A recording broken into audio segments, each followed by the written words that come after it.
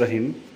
প্রিয় বেসরকারি এমপিওভুক্ত শিক্ষক কর্মচারী ভাই বোনেরা, আজকে ইতিমধ্যে অনেকের অ্যাকাউন্টে মে মাসের বেতন জমা পড়ে গিয়েছে এবং আমাদের উৎসব ভাতার কী অবস্থা তা নিয়ে আজকে দৈনিক শিক্ষা .com-এ এই প্রতিবেদনটি ছাপা হয়েছে, সেটি আজকে আপনাদের সম্মুখে উপস্থাপন করছি।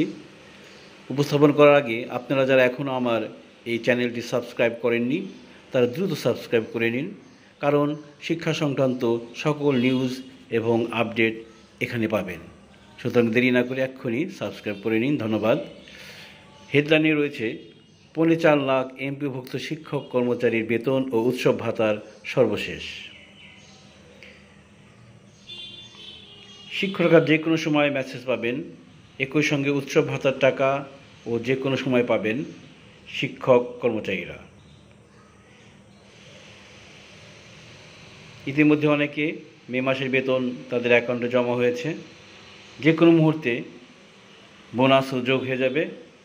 4.25 লাখ এমপিওভুক্ত শিক্ষক কর্মচারীদের মে মাসের বেতন ডিও জারির পর তালিকা এডি অফিসে পাঠানো হয়েছে এবং ইতিমধ্যে অনেকে সে বেতন পেয়ে গেছেন।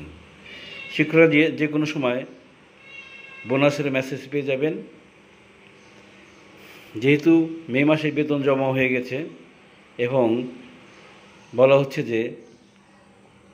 যে কোনো সময় এই শিক্ষকরা ঈদ বোনাস তাদের অ্যাকাউন্টে জমা পড়ে যাবে বলে আশা রাখছি। সুতরাং শিক্ষক কর্মচারী ভাই বোনেরা, কর্মচারীরা আগে থেকে 50% হারে উৎসব ভাতা পেতেন, কিন্তু এবার শিক্ষকরা 25% বেশি, অর্থাৎ তারাও 50% বোনাস পাবে বলে ঘোষণা করা হয়েছে। আমরা আশা করছি